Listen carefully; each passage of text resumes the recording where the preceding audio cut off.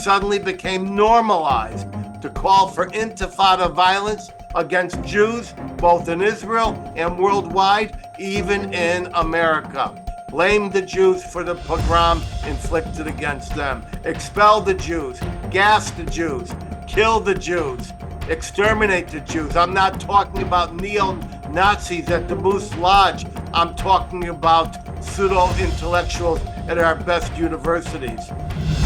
And now, The Edwin Black Show.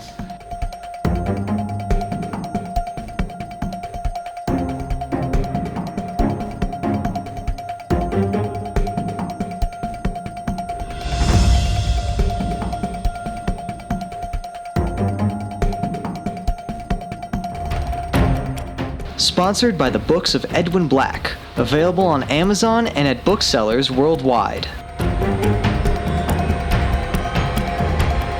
And now, here's Edwin.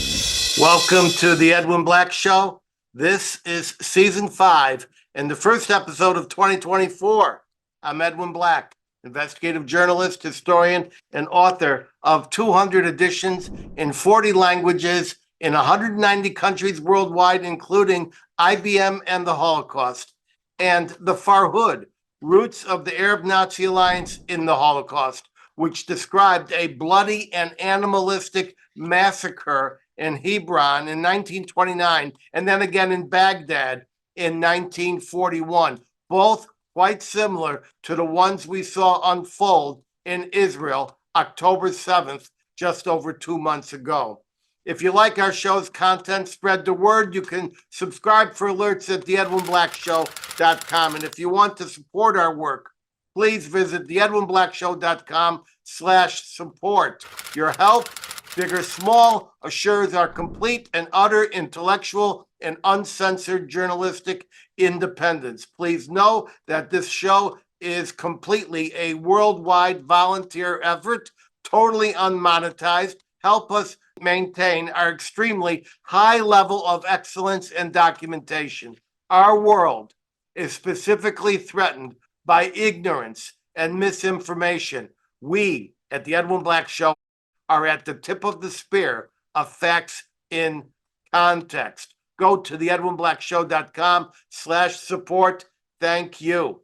We have solidarity today from many fine national organizations, such as the Emerson Family Foundation, the Fuel Freedom Foundation, the Israel on Campus Coalition, as well as Stand With Us, JNS, the Israeli American Council, EMET, American Association of Jewish Lawyers and Jurists, Scholars for Peace in the Middle East, ZOA Michigan, the Gross Family Center, Americans for Peace and Tolerance, the Southwest Jewish Congress, and plenty more. Thank you, everyone. That said, I only speak for myself and for history, and the same goes for my guests.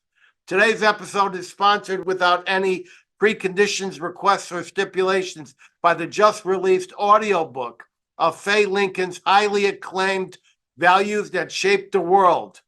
It was done as part of a special Google Books project, and you can download it at valuesthatshapedtheworld.com.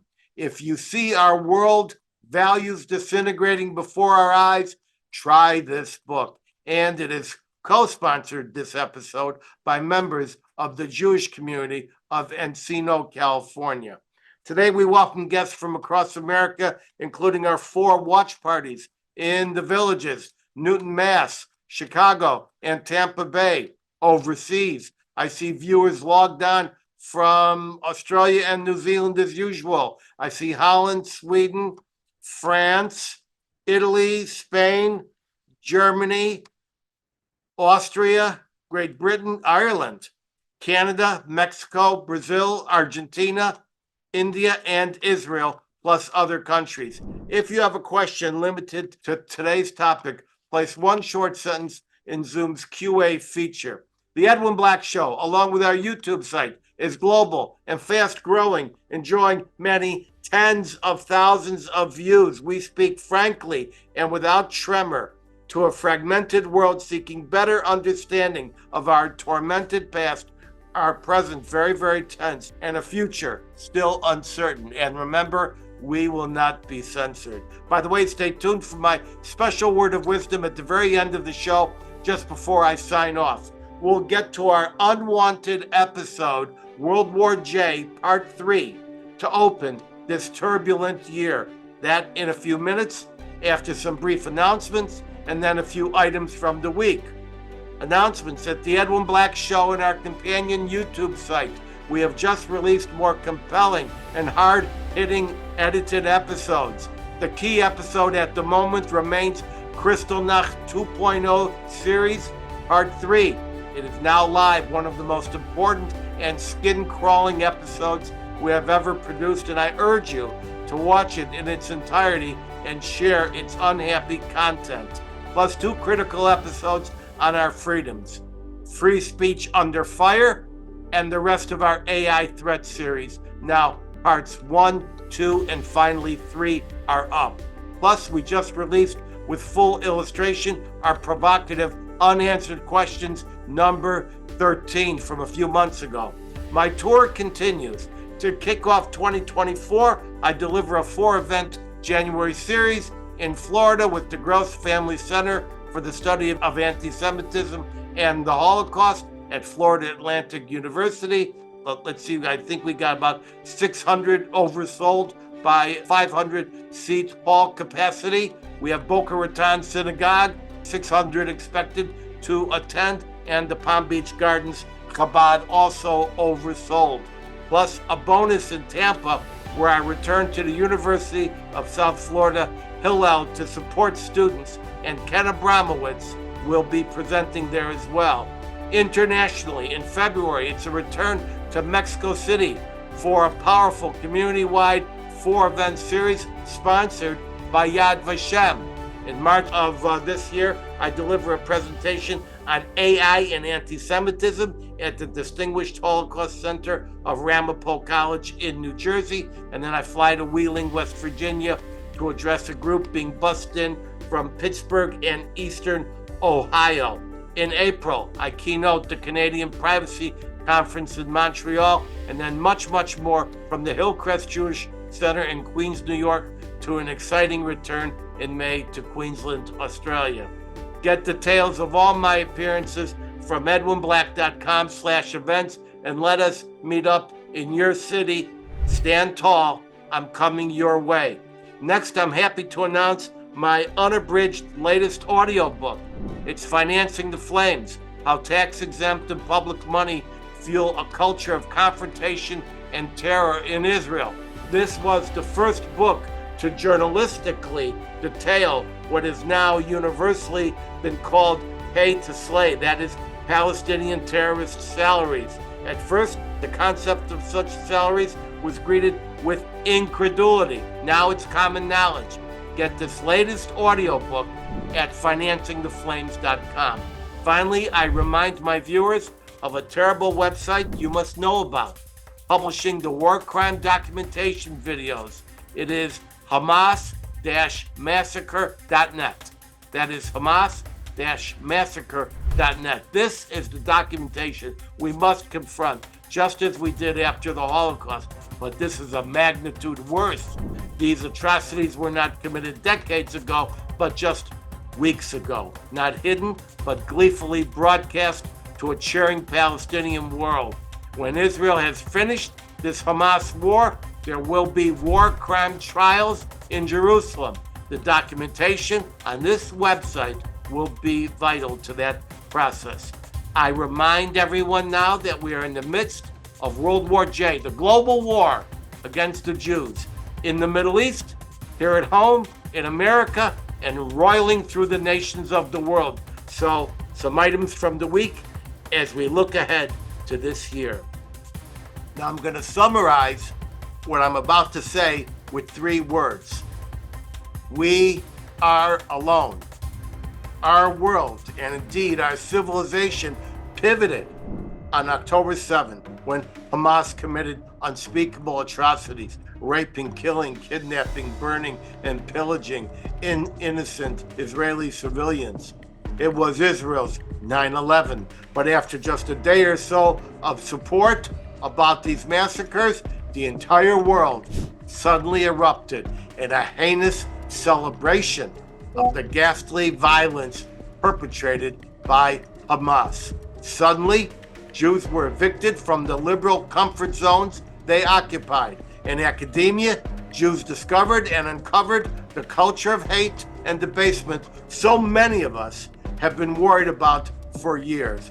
In a campus environment world that rages over microaggressions and misgendering big fat men with beards who wear high heels because they think they are women, it suddenly became normalized to call for intifada violence against Jews, both in Israel and worldwide, even in America. Blame the Jews for the pogrom inflicted against them. Expel the Jews, gas the Jews, kill the Jews, exterminate the Jews. I'm not talking about neo-Nazis at the Moose Lodge. I'm talking about pseudo-intellectuals at our best universities. 4 generations of radicals have finally completely overtaken the universities. The older trustees, the younger administration officials under them, the faculty under the administration, and finally the student body. Nowhere was this exemplified better than at the most watched House testimony in history, when 3 smug and arrogant college presidents could not answer that those calling for extermination of the Jews were engaged in hate speech. You know the names and the outcomes. The backlash was monumental. First, Liz McGill of University of Pennsylvania was forced to resign after donors withdrew millions of dollars. Even more stunning, it was discovered that Harvard had hired a completely unqualified woman, Claudine Gay, who in 26 years had never published a book and only written a handful of articles, while racking up some 50 sustainable allegations of plagiarism. But it took a donor rebellion that cost and lost Harvard $1 billion. Yes, $1 billion in a matter of days, and the utter tarnishing and trashing of the Harvard name for this talentless, hateful woman to resign. Now we await a similar outcome for the third of these 3 stooges, MIT President Sally Kornbluth. These colleges that I've mentioned, these 3, are not isolated examples of Jew hatred in the ivory tower. Rather, they are typical of a coast-to-coast hate machine that is turning the next generation against Israel and Jewish people in general with fake history, open tolerance and encouragement of anti-Semitism, and calls for violence. Be reminded that Jew hatred on the campus is not new. During the reign of the Third Reich, Harvard supported Hitler, banished many anti-Nazi efforts from its corridors, and legitimized Nazi academicians with prestigious invitations, even as tens of thousands of Jews were being openly victimized in Europe with boycotts and concentration camps. And remember, Harvard was an epicenter of pseudo-scientific eugenic research that espoused the fairy tale that only blonde and blue-eyed Aryans were entitled to exist on this planet, and the rest had to somehow disappear. Harvard hosted the Howe Laboratory, run by racist ophthalmology leader Lucian Howe, who led the effort to sterilize and eliminate the existence of all Americans with glasses, with any vision problems. Harvard still maintains a professorship named for Alfred Krupp, the Nazi war criminal who victimized 100,000 slave laborers. Columbia University was another bastion of academic race hatred. Its attorneys actually tried to craft legislation that would have sterilized millions because of the color of their hair, eyes, or skin. During the Reich years, the Johns Hopkins University president was Jew hater Isaiah Bowman, who was tasked by Franklin Delano Roosevelt with Project M, the plan to find places to resettle expelled Jews worldwide, that is, anywhere but in the United States. Johns Hopkins today, right now, retains its hostile and unwelcoming attitude about verbalized Jew hatred. As we shine bright lights upon and uncover the rocks of collegiate history, we see a growing call to excise one of the most cancerous of Jew hatred apparatuses on the campus, the so-called diversity, equity, and inclusion fraud that specifically targets Jewish students for inequity and exclusion. Here's just one example. A University of Minnesota professor who denied that Hamas committed rape on October 7th is a top contender for a senior post in that college's Diversity, Equity, and Inclusion Department. Seema Shaksari is an associate professor in the Department of Gender, Women, and Sexuality Studies and has been seen on campus attending pro-Palestinian rallies, chanting, quote, globalize the Intifada, and she claimed that accusing Hamas of rape was somehow racist. A few years ago, Shaksari, in a 2020 Facebook post, called to support terrorist Layla Khaled of the Popular Front for the Liberation of Palestine. You might remember she was among the hijackers of planes in 1969 and 1970. Notably, Khaled insisted the second intifada that killed 1,000 Israelis was not sufficiently violent. Some days ago, the Red Cross refused a request by Bibi Netanyahu to take urgent medicines to hostages in Gaza. A few days ago, the flight attendants on a Qantas airline trip all wore Palestinian flag buttons to show support for Hamas. Today, hours ago, a well-known Jewish-owned deli in Toronto was firebombed in a clear anti-Semitic attack. Jews from heavily Arab Paterson, New Jersey, just drove a disruptive car caravan through heavily Jewish Teaneck, honking against Israel. Intersectionality has been abysmal for the Jews. Loud percentages of LGBTQ community have come out for Hamas and more murder, especially the trans community, which would be murdered if they set foot in Gaza. These guys are nuts. Climate change crazies, led by Greta Thunberg, are openly supporting Hamas and have even disinvited a leading California climatologist from a conference because he is Jewish and supports Israel. And now they are applying their scientific prowess to discrediting his work. Why? Because he's Jewish.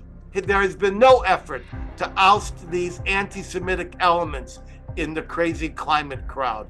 How can we believe anything the climate movement says when they chant false facts about Jews in Israel? How can we accept their claims about when the temperatures will rise when they haven't figured out that the Jews did not get to Israel in 1948, but 3,000 years ago? Barack Obama said the blood massacre of October 7th needed to be understood in context. No wonder his former friend, Alan Dershowitz, called him an enemy of the Jewish people. That's a quote. Michelle Obama proved she was morally bankrupt when she refused to call for the hostages in Gaza to be returned, even though she ignited a global crusade to bring back our girls when Nigerian teenagers were kidnapped by Boko Haram.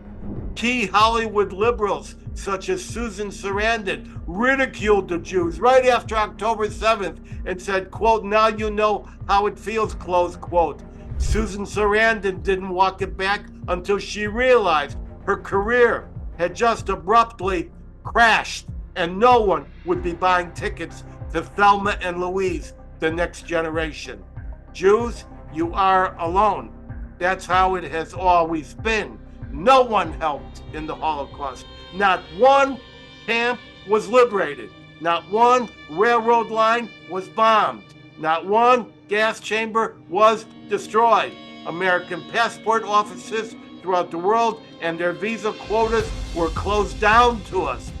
At the same time, Ford and GM built up the Nazi war machine. The Carnegie Institution and Rockefeller Foundation fortified and financed the master race scientific apparatus. IBM, with FDR's blessing, put the Blitz into blitzkrieg with information technology, a wonderful device that the Nazis never had before. Grab your Bible, Numbers 23:9, quote, "The Jews shall dwell alone," close quote, saith the Lord. And the world has made sure that remains true. Today, more and more of our Jewish people are understanding that we are facing an existential threat of Jewish existence in our state of Israel and even our state of New York and New Jersey. But I have a message for the Jew haters, the Israel haters, the political facilitators in the Democratic Party, the university arrogantes. This time it will be different. We shall not quietly jump into any pits, and we shall not board your trains without resistance, and we shall fight back with every bit of knowledge and resource and every law, and perhaps even the other thing. Behold, ye bitches and bastards of hatred. The Jews will more and more educate, cooperate, coordinate, and litigate. And when we're done with that, we shall litigate some more. We shall not just survive. This time we will fight back, and that means now. And this brings me to my brief monologue as I look ahead across the foreboding landscape of 2024. I see several salient trends in World War J. Palestinian agitators and hate mongers will continuously accelerate their disruption and intimidation campaign. Simultaneously, they shall punish the American people for supporting Jews in Israel. More roads and bridges will be blocked with pro-Hamas disruptors. More airports and shopping malls will be shut down. They know they are alienating the American people, but that is what they want. Not suasion, but intimidation. And they wish the news coverage to stimulate the Google Analytics to drive home the message to clueless Gen Z folks who know absolutely nothing about history and reality, but who can be herded by ignorant but tech-savvy sheep at the speed of TikTok. So, when If Not Now blocks a roadway, the signs, the protest signs, are not toward the disrupted drivers. They're facing outward toward the cameras, and then they carefully check the Google search terms because the future of their success lies in burning down the establishment which has supported Israel and replacing it with 18 to 24-year-olds who chant from the river to the sea and have no idea which river and which sea or where they are.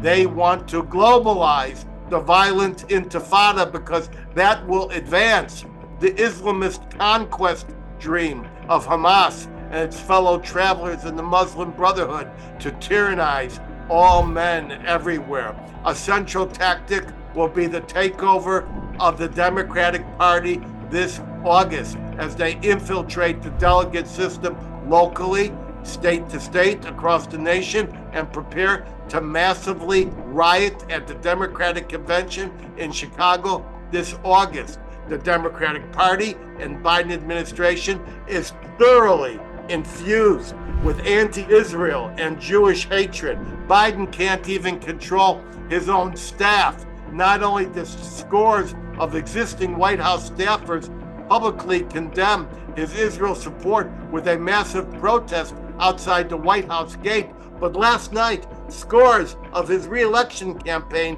signed a public protest against their own candidate for supporting Israel. If the Democrats prevail in this next election, this massive new Jew-hating movement will push the old guard that you and I know to the side and undertake the systematic dismantling of the Jewish state, as well as the dispossession of the Jews in the American states, with a program of revenge, thorough prosecutions, eminent domain actions, special assessments, exclusionary policies, and pauperization has been done so often before. The Democrats, you'll remember, have plenty of experience. They fought a civil war to protect slavery.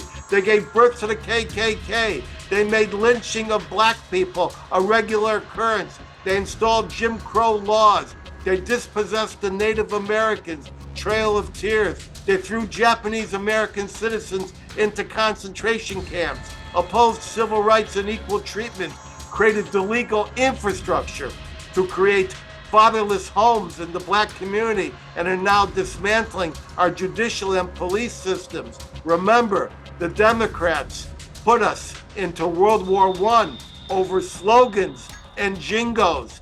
Millions died, and no one knows why. Why did we fight World War I?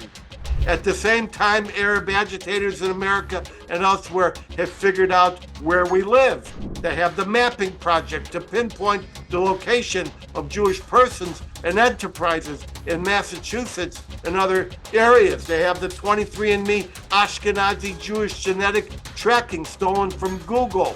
They know where we live. They are watching us, and they will take it to our front doorstep, and with impunity. They do not need IBM punch cards today. They have Apple iPhones and high-speed internet access.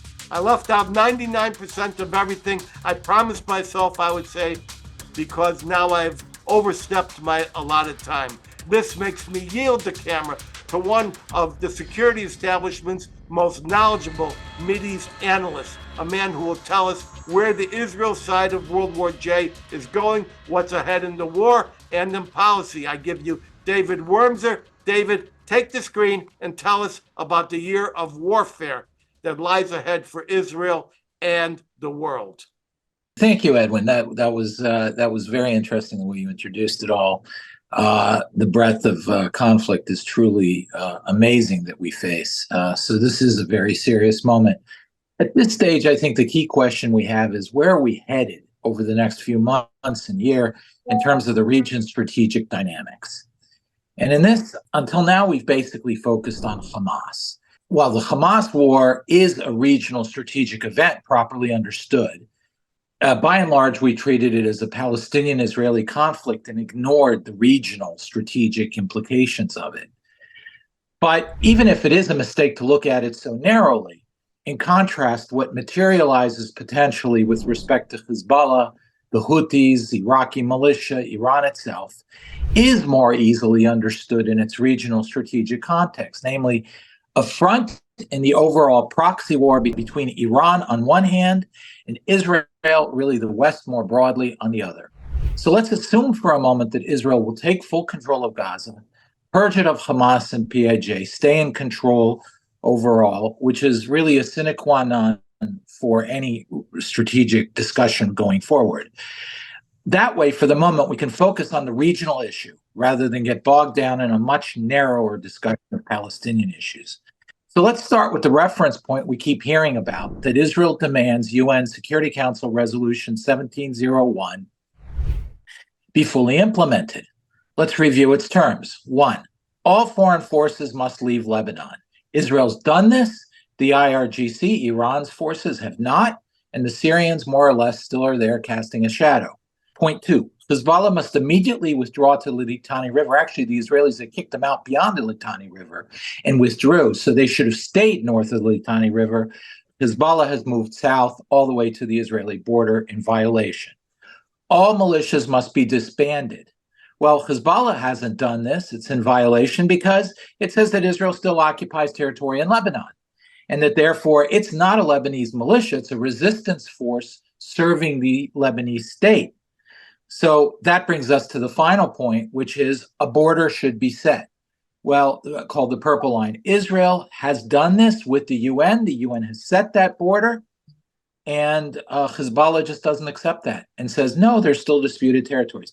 So in that context, I'm not sure the United States has dispatched Amos Hochstein to negotiate between Israel and Hezbollah, something so that diplomatically we can get out of this. I'm not sure under these conditions what Hochstein and the US or French really want to negotiate here, because in the end, it's all really very clear.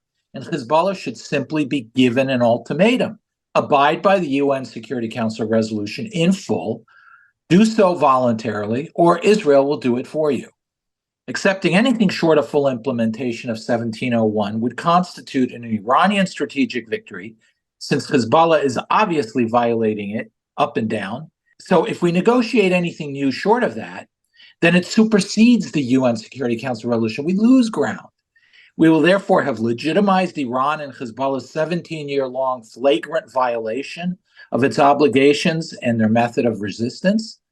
We will have undermined the legitimacy of expunging Hezbollah from Lebanon altogether under that resolution, since the border will be, again, undetermined.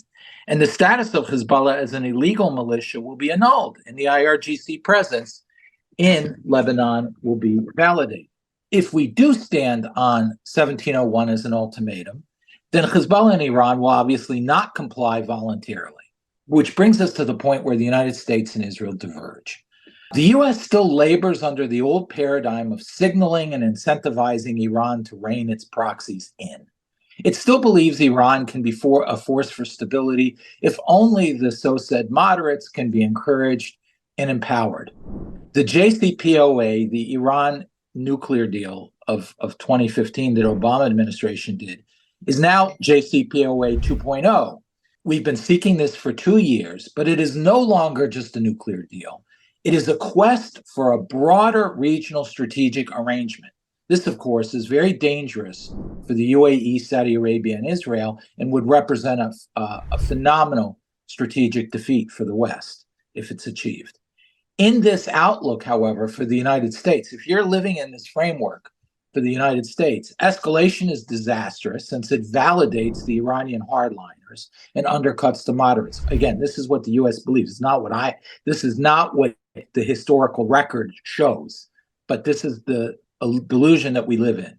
Escalation would destroy the effort to reach the real solution, a regional arrangement with Iran for stability. That's the United States view. The Israeli view, in contrast, is that any attempt to clip Iran's wings in terms of all aspects has failed. Iran is on a regional strategic rampage. It's breaking out. It's unleashing a relentless attack on all fronts. So Israel believes it is in a twilight struggle with Iran, and everything must be measured against the region's strategic direction. Is the region moving toward or away from Iran's direction? Escalation, thus, in this context, is kind of an odd question, since in many ways it's already happened. The question now is how much can Iran be forced into a strategic retreat, either by diplomacy or by force?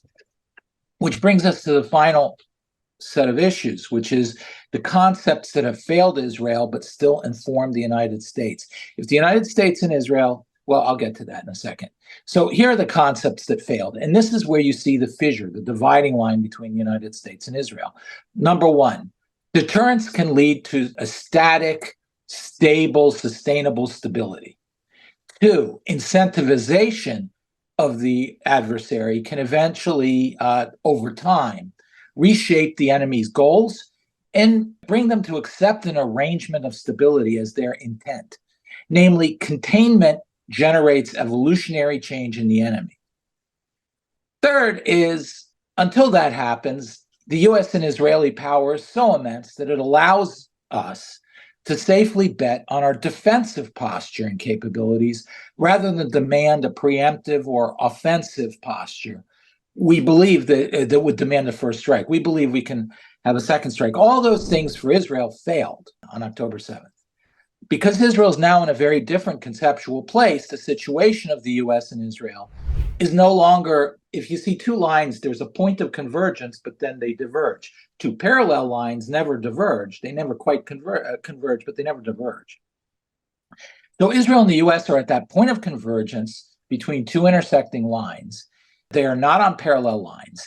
And what we're seeing now with Hezbollah is the point of convergence is leading to the inevitable divergence. And at its heart, Israel is in total war, much like the West was forced into in World War II and in the early Cold War in the 1950s. But Israel has in recent years yielded to the overall Western trend to see war and the requirements of warfare not as total.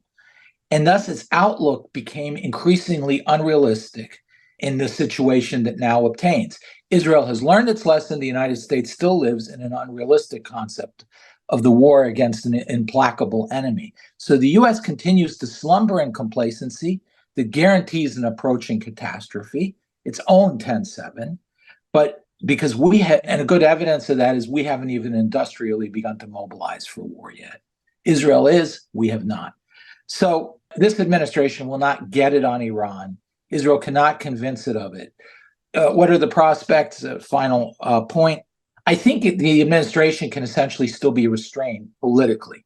You can't convince it to come around to the Israeli point of view. I think the American people are getting it, but the administration will never get it. So Israel politically can box in the administration, it can lay down the law essentially of what is its basic conviction and survival interests. And the American people will more or less support Israel if it's based on conviction and survival. And the administration will be limited in how much it can really diverge from Israel at that point. So that's the real hope, not convincing the administration, but politically boxing them in. I think it's best to leave the rest for questions, though. All right, I'm going to comment on what I heard. Very astute insights. I want to go over a couple of things. One is you spoke about UN Res 1701, which is the disengagement from the Lebanon border. And you said, well, Hezbollah claims that Israel has not fully evacuated the Lebanese side of the border. And they do this and they claim this based on one thing, the Shaba farms. Now, can you take just 1 minute and tell our people about this tiny little parcel of land called the Shaba farms? If you can't, I'll do it. Yeah, no, 1701 is what ended 2006 Second Lebanon War. It's when Israel had invaded very extensively deep into Lebanon after its soldiers were kidnapped, somewhat like 10-7. And the Israelis had to invade, trying to get their soldiers back. They failed. It was a miserable war. It lasted 40, 50, 60 days, something like that, at the end of which the United Nations passed this resolution, 1701. You're absolutely right. It is the claim by Hezbollah that Israel did not withdraw from all the territory that drives its argument that it is still a legitimate resistance force and therefore can continue to exist under the resolution. The problem is the UN has demarked that border with Israel. It's the UN, which is not a pro-Israeli organization, obviously. So it's on the face of it a false claim. But you're right. There's a couple key areas.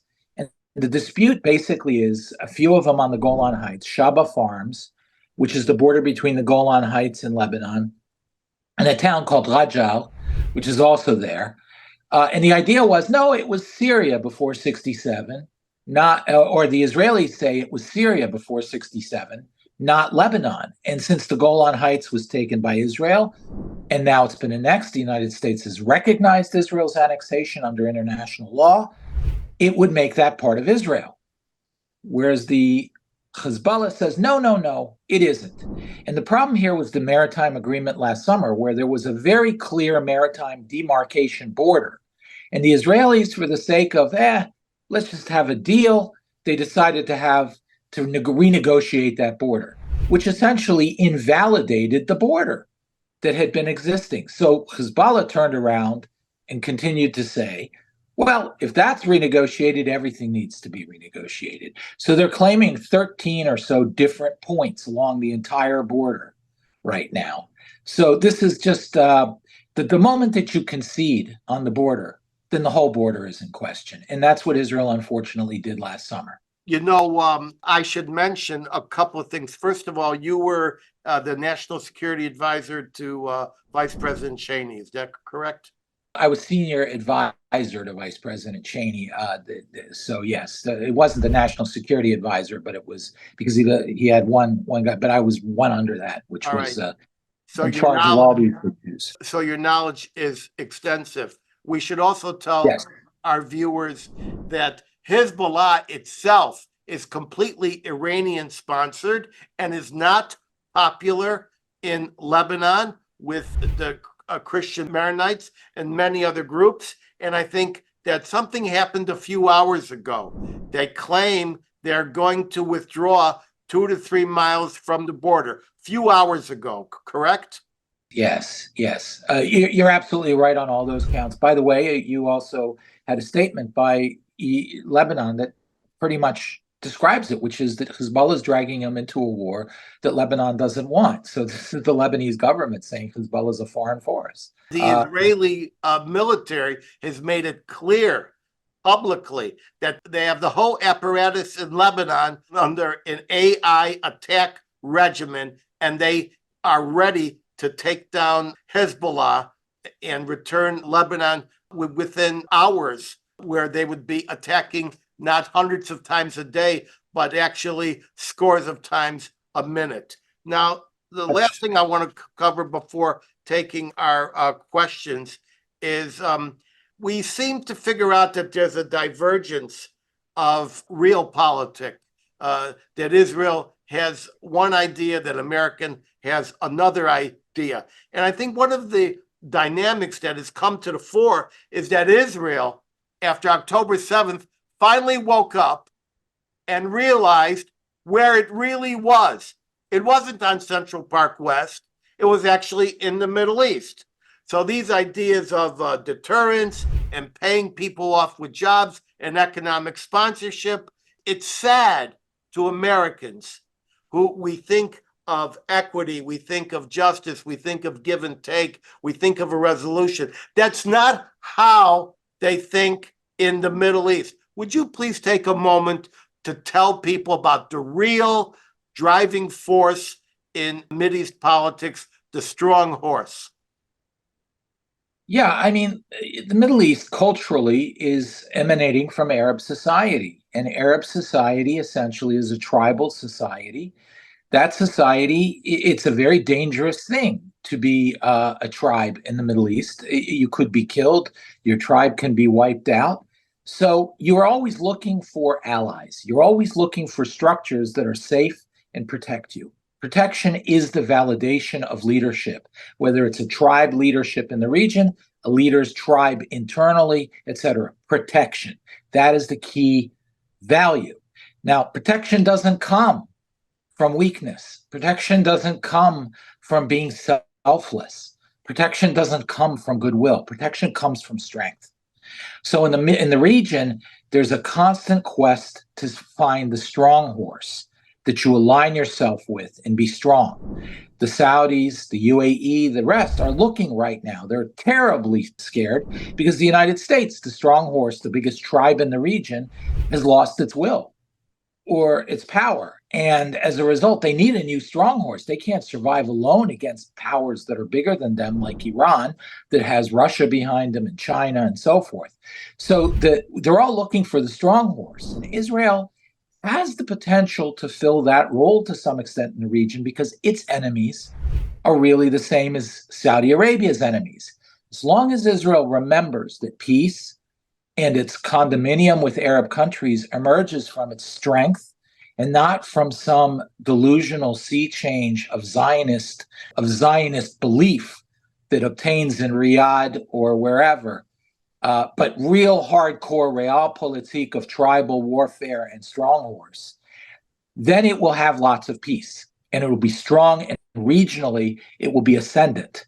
Forgets that, it won't have peace and it won't be ascendant. I am reminded of the old Arab proverb, me against my brother, me and my brother against my cousin, and me and my brother and cousin against the world. With that, I'll take our questions, and we're going to start with the watch party in the villages. When will Israel start making its own weapons? This is very important. First of all, I'll answer briefly, then I'll turn it all over to my friend David. Israel makes its own weapons in many cases. It makes its own Merkava tanks. It makes many of its own missiles, but it does not make the Tamir, Tamir, which is the interceptor rocket that goes in the Iron Dome. And it doesn't make the 122 millimeter shell and the 155 millimeter shells. And it gets those from the United States as part of this arrangement where Washington allegedly gives millions of dollars in foreign aid to Israel, but Israel must spend it in California making munitions. So it's really a jobs program. I know a lot of people say, stop financing Israel. They're just financing Boeing. So the point is, it will take quite a while for Israel to make its own weapons. Obviously, it made the Iron Dome, it's made the Iron Sting, and it also has made the Iron Beam, and it has its own Arrow missiles, its own David Sling missiles. But it must immediately, and I think Elbit, the company Elbit, is looking at ramping up production of these shells. Naturally, the United States has given Israel tens of thousands of these shells, both from the Negev repository that America controls and from hundreds of cargo planes which have landed in Israel since the war began. What do you got to say, David, about Israel taking over its own warfare independence by making its own arsenal? Well, I think you've touched on most of the main points. The truth is, Israel can produce anything, and it does produce almost everything that it needs in terms of type. But it's another one of those conceptions that have fallen apart on October 7th, which is supply chain dependency. The Israelis, for the sake of efficiency and cost, decided to subcontract the production of part of their Tamir missile. Those are the missiles that go into the Iron Dome. Part of their Tamir missile structure. They produce some at home, many abroad in the United States. Similarly, 155 millimeter shells, 122, 105 millimeter shells, which are for tanks. They've essentially subcontracted that to the United States, both to use the aid money, which, as you said, is correctly a jobs program in many ways for the American defense industry. But second of all, it's cheaper for the Israelis. So they did that. But on October 7th, they're realizing that dependency that came with that has paralyzed the Israelis because they have to ask permission from the United States for everything it does. And when American interests diverge, or at least perceived to be diverging, as under this administration, it does, then Israel's in a very difficult position between its interests and the supply chain. So the Israelis, already to their credit, in August began to realize they have this terrible dependency and that they're at odds with the United States. This is before 10/7. And they started ramping up production. But now what you're going to see is a vast ramping up of production of Israeli weapons programs. Their weapons are second to none. The United States and Israel are toe-to-toe in terms of sophistication. Nobody else in the world produces weapons as high-tech and effective as the Israelis or the Americans. So they can do it. I got two questions for you. Why Sure. did the Pentagon refuse a request for 2 Apache helicopters? Israel is stretching its helicopter battalions to the limit. They're even telling 60-year-old guys to come back. Why was that done? And let me throw one at you. Why the hell did the Ford go home when the Iranian warship went in? Well, I think there's two things there. First of all, I think the Apaches, I'm not sure I know the full backstory of this, but one thing that is a little suspicious is that we're leaning heavily on the Israelis to go to a different sort of warfare, which is essentially just targeted killing, no longer having a major war to take the territory, etc. And I think they feel by giving Israel helicopters, it enables the Israelis to continue the phase B of the war, which is where we are in, the ground war, when we want it to start. So I think it's a form of pressure. As far as the carriers, I think the carriers were always there to deter Israel to some extent, not Hezbollah. I think when war broke out, the United States understood Israel was in a very bad place. And nations that are in a bad place don't have the luxury of waiting and being careful. Israel didn't want a two-front war at that point, but if there was going to be a two-front war, then they sure wanted to be the ones who fired the first shot. So I think the United States was very scared of the situation spinning out of control toward escalation with Iran. And they put the carrier there to essentially, as Valium, to calm the Israelis down. Don't worry, we're over the horizon. You can absorb an attack from Hezbollah if that's what happens. We're there for you. So just go on a hold pattern in the north as best you can and avoid escalation. So I think it was there for that reason, as well as for civilian evacuation if things got out of control, of citizens from Lebanon and so forth. So its withdrawal, I think, represents a fear that by the United States that Israel essentially is moving toward an escalation in Lebanon and that they will not be able to control it effectively. And they're withdrawing because they don't want to be part of it. They don't want to be seen to be part of it. They don't want to be seen to be given cover from it, because we don't want to be hit in response to the Israeli strike. I think that shows weakness and will lead to exactly what we're trying to avoid. But that's the problem with this administration. And I I don't think say it that that's understands the Middle Eastern power. and I say that that makes sense. The Watch Party in Newton, Mass.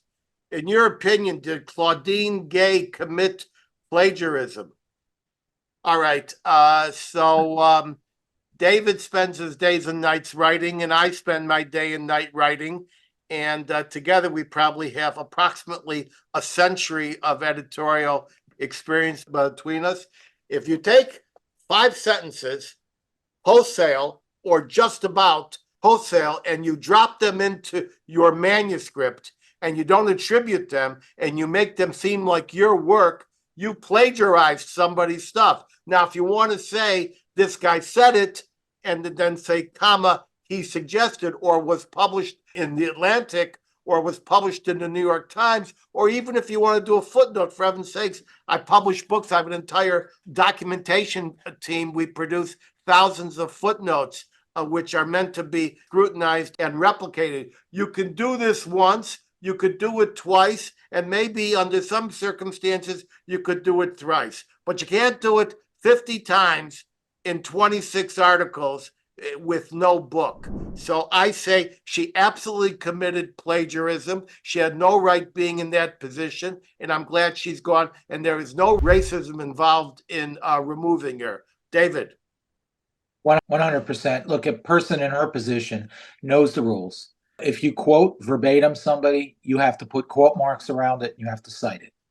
If you paraphrase what they say, it's not your idea, it's an idea that was from another person, or even if the ideas of the other person led to your idea, you should still reference it and say this idea was a result, essentially that this idea came from so and so. She knows the rules. There's no mistake here.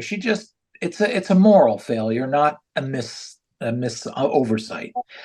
But I tell you, the thing I'm really sad about is that that's what's got her. I mean, she should be thrown out for that alone.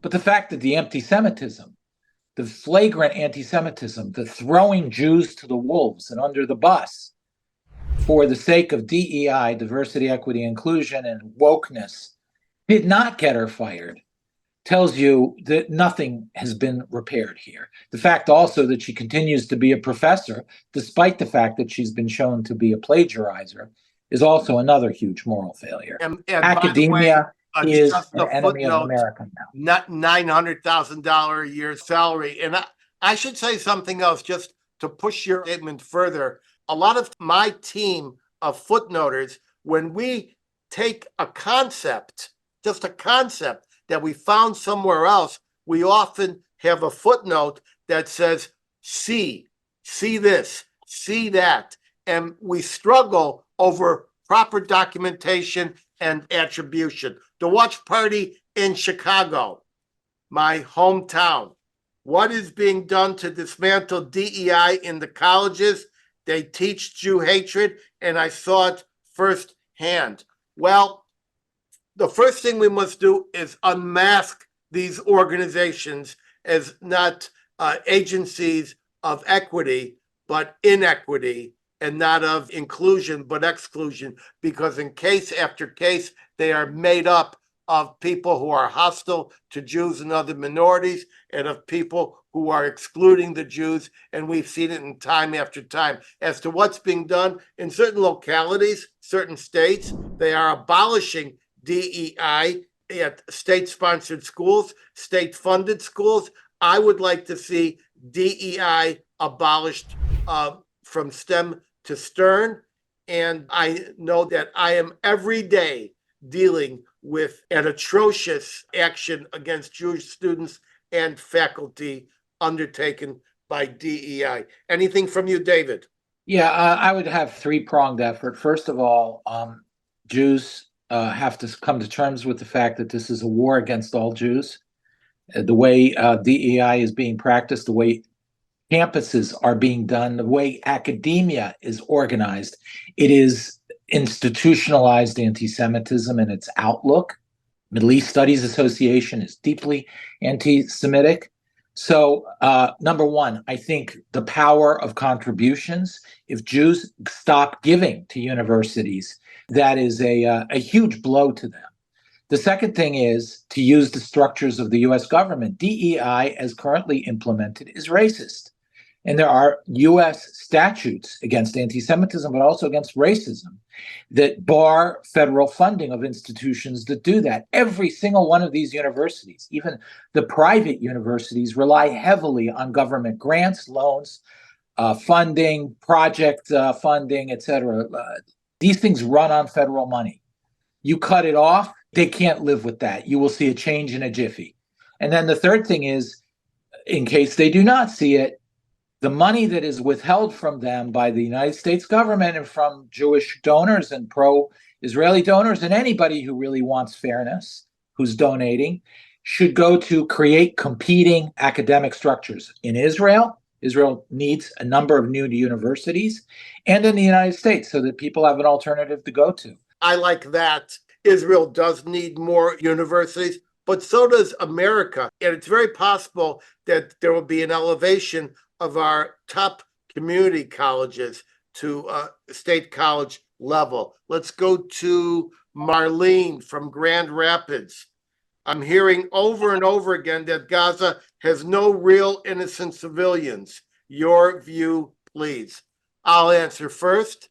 I would say that the number of innocent civilians in Gaza is close to zero. It's not zero, but it's close to zero. We now see that there are little children running around being spotters. The Israeli soldiers won't fire at them. They radio back, we can't fire, there's kids there. And then these soldiers get killed because the Hamas people look out, come out of the woodwork and take a shot. We're hearing from these hostages that they were kept in the homes of private civilians. We see that the private civilians were the rear guard of the invasion of the kibbutzim. We see that the children from youth are trained in summer camps to kill Jews and to die trying. And so I believe it is a complete society of death wish, of death cult. It mimics what was done in Imperial Japan, mimics what was done in Nazi Germany with the Hitler Youth, and it will be 3 generations before we can rebuild that society, for the same reason that the Jews wandered 40 years before being allowed to enter into the promised land. I believe that there's almost no innocent civilians, and they're the ones who say it in their own words. David.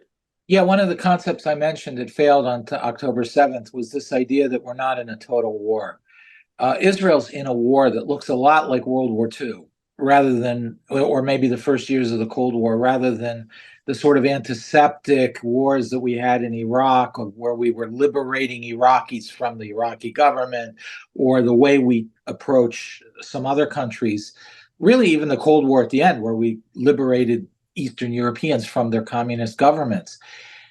Those wars were valid in the way that they were viewed, but the truth is Israel's in a total war. You're absolutely right. There may be 70%, 60%, 80% support Hamas. Those who don't, some of them divide up between being frustrated with the corruption.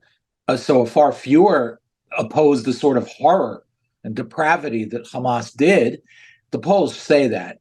So I think this idea that Israel's at war with only Hamas it doesn't address the real problem.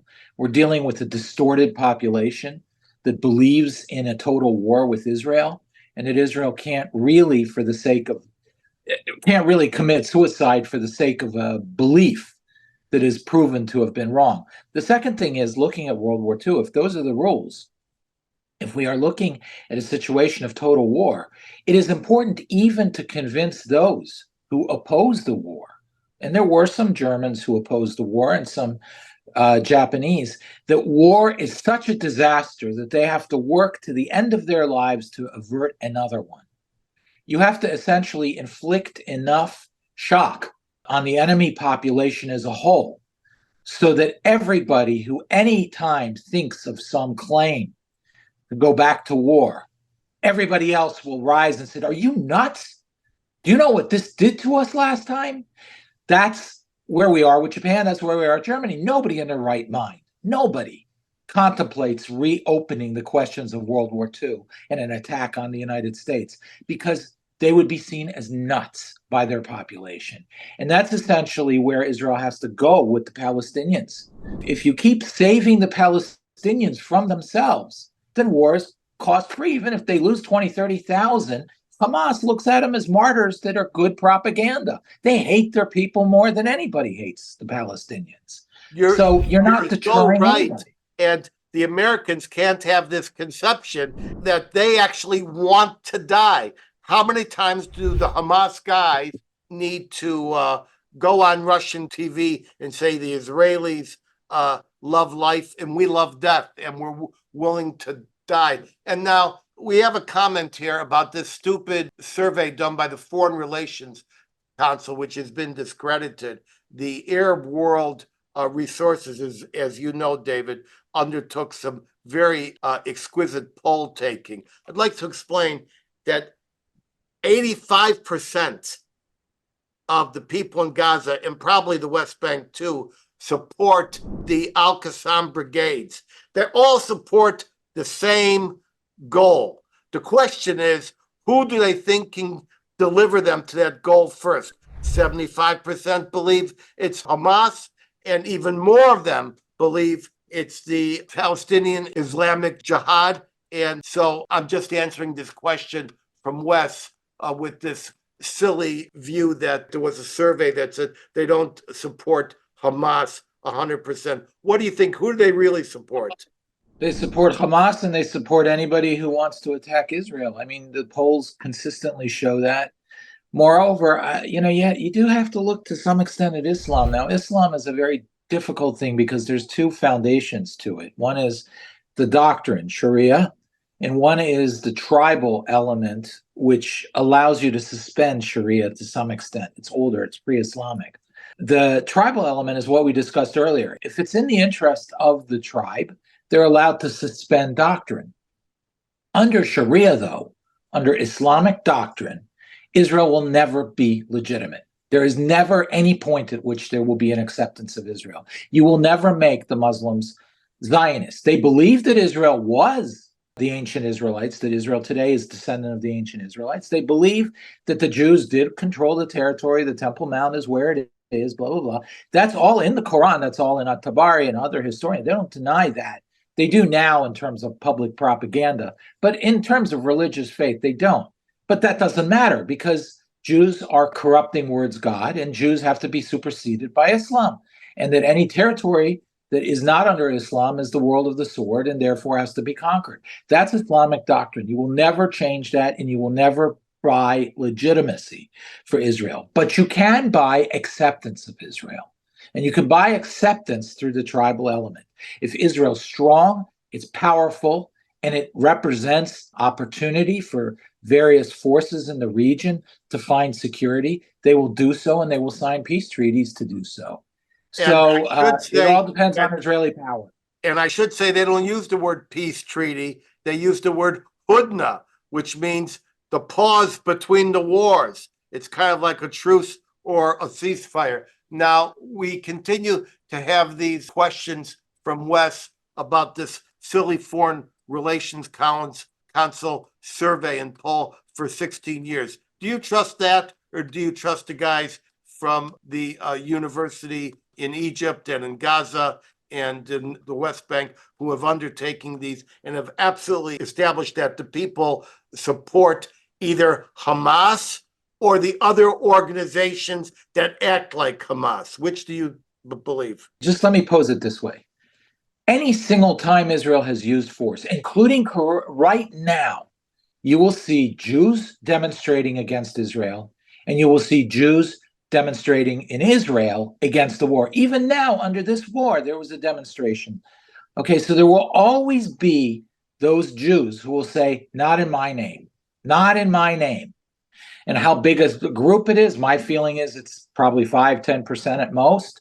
And I think they're diluted, but nevertheless, there is no unanimity necessarily. When you look at the demonstrations on the Arab side, on the Palestinian side, I have not seen one Palestinian demonstration say, not in my name. Again, this reminds me of September 11th, when a lot of Muslims said, oh, this is not a Muslim thing. This is against Muslim. You can't blame Muslims for this. I didn't see a lot of Muslims out there demonstrating against Al-Qaeda. I don't see any Palestinians demonstrating against Hamas. And until I do, you could say, okay, in Gaza, how can they? They'd be shot. Maybe even in the West Bank, maybe even in Jordan, I don't know.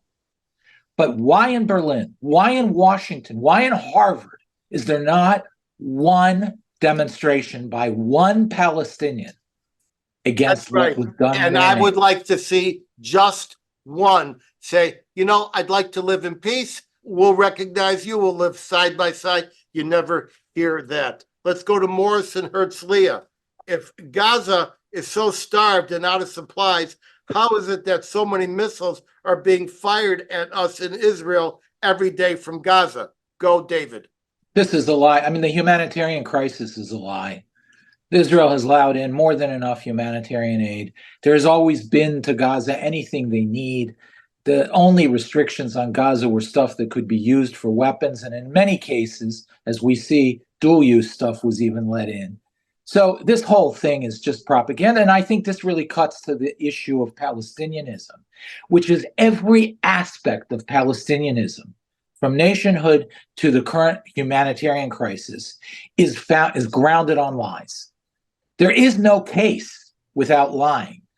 And therefore they lie, whether it's Pallywood, whether it's the humanitarian crisis, whether it's the ancient Palestinian nation, whether it's, they're even putting out that, the Israelis invaded and beheaded babies. Well, we know where that came from. They even expropriate the victimization of Jews by them. They even expropriate that. Well, for heaven's sakes, they expropriated the word Palestinian. There is no reference to Arab Palestinians prior to May of 1964, when the PLO and the KGB and the Arab League got together to expropriate. Previously, the Palestinians were all Jewish Zionists, the Palestine Post, the Anglo-Palestine Bank, the Palestine Orchestra, et cetera, et cetera. Okay, I got one more question here from Melanie in Jacksonville. Of the 20,000 claimed fatalities, which I do not believe, she says wisely, how many are Hamas terrorists? I believe the best number we can come up with now is about 6,000 to 8,000 Hamas terrorists have been killed. What do you say, David? I think probably a bit more than that, and then another couple thousand have been captured. I think when the war is over, there will be an accounting of how many people were killed, and I think what we'll find is that the number of civilian casualties was actually shockingly low. That all these numbers are literally invented out of nowhere by the Palestinian Health Ministry, which is run by Hamas. This is propaganda and nothing more. They're as honest as Pallywood is, et cetera. They just make things up. Now we should tell our viewers what Pallywood is. Pallywood is like the Hollywood of the Palestinians. They get people to cry and they put them on stretchers. They take them to funerals, then they fall off the stretcher. They climb back on the stretcher. There's an entire body of work of fake stuff. And you know that some of these guys, they appear as journalists, as nurses, as doctors, as victims. One day they're dead, one day they're checking somebody. It's a well-established ruse. I remember when I was at Nabi Saleh during the riot, no one was doing anything. And then suddenly the cameras came and people start to cry on command and look anguished, et cetera, et cetera. It does raise a very serious question, though. One is, if they have to invent the misery, and then the other side of it is that they constantly are combing the internet for images of horrific human rights violations or depraved killings, like in the Syrian civil war by the Syrian government, or the Iranians against their own people or whatever. And they pilfer those pictures and relabel it IDF doing it to Palestinians. My question is very simple. If you have to lie, invent, and expropriate all your suffering, then what's real? I mean, We you'd know think that after 3 months of war, they would have enough of, enough things to work on that you don't need to do this. I have seen the actual pictures from the Syrian war been repeated and relabeled as being in. Oh, they did in one which was horrible. They took a picture of Of the a- dead Jewish bodies at Mauthausen death camp, uh-huh. and they relabeled it victims of the Israeli army in Tantura in 1948. As you know, a Palestinian Islamic Jihad missile misfired, like about half of them do, went down and hit a parking lot outside of the hospital. And as a result of the fuel spraying around, there was some fire. And within 5 minutes, the health ministry said 500 are dead. The hospital was still working. The only thing that was dead was a couple of tires on some cars. Okay, listen, here's the deal. We're out of time. Hold for my closing word of wisdom, just 1 minute away. But first, I want to thank my esteemed, well-informed guest, David Wurmser. I also thank my talented international team, including Rebecca in the Philippines, Carol in Maryland, Wes in San Francisco, and John in Japan for their outstanding work, as well as many others in numerous additional cities around the world. My team, each of them, is comprised of very dedicated people. I and we all owe them. I'll see everyone back here in 2 weeks, because I'll be traveling at 3 p.m. Eastern. You want to be a friend of the Edwin Black Show? Go to the edwinblackshow.com/support. Keep me independent. You want to hear me in person? Watch my website for events. I'm in Florida next week. Consult my events page at edwinblack.com. Until then, head over to any Barnes & Noble in the USA or any Amazon, Walmart, Apple, or Kobo